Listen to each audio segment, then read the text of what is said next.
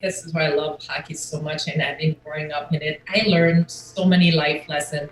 And now I'm in Michigan, and I work for the Detroit Red Wings youth program, and I coach a girls team, and I run the girls team. And I realized that for me to be successful as a coach and for my team is I need to find, what is the strength of every one of my player, and how can I bring the best in them? Like, that's my job as a coach. Like, yes, I need to know how to skate and teach them the game, but at the end of the day, for us to be successful as a team, I need to find the strength of everyone and bring their best. And you look at the business world, that's how it is in a company. Like, if you want to have a successful company, any CEO, any boss has to find everybody one's strength, and find a way to get the best of each other, because sometimes you do the same thing every day, and if you're not motivated, if you're not excited about what you're doing, it's hard to get the best out of them. And sometimes it takes time to get to know people, but when you can do that,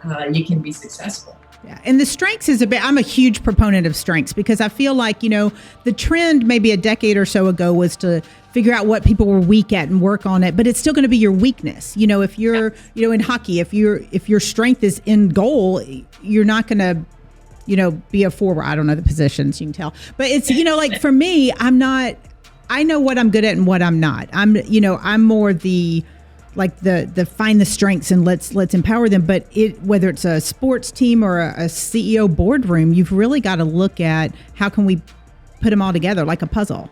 And as a coach, that's critical.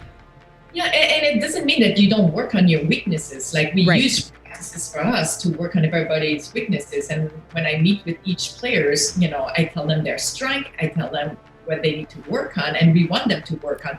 Right. But when it's time to put them in the game, I'm going to utilize their strength. I'm going to choose a position for them that's going to make our team better. And that's how we become successful as a team. And it's no different in the business world. Yep. Like, you may not have a strength, but you still want to keep working at it to be able to elevate and better yourself. So when you have to face, someone has to choose between one or the other for a certain project, if you work on your weaknesses and you really push your strength, you get a better chance to beat that person. Yeah, I think so too. And a lot of that comes now. I think for you, it came natural. I mean, you've got brothers that play, your dad, I know your sons are very, I think you've got an athletic family. It's safe to say at a very, very high level, but whatever people's strengths are, whether it's sports or business or academics or, just personality and engaging other people, it's just figuring out how we can cultivate that. How do you do that? Because I know we're running short on time. How do you do that with your kids?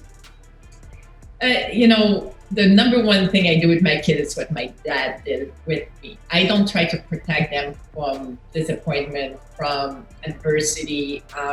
If they want to try out somewhere, they go ahead and they try out. And even if I know that they're not going to be good enough to do it, go ahead. I want you to face that. And I remember my youngest one, a few years ago, he made this, all-star team, and they had this big tournament, and he was 9 years old.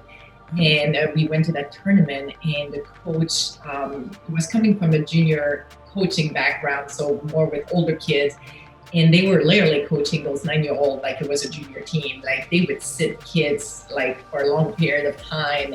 And I remember my son being kind of pushed aside for a few games, and he would come back and cry.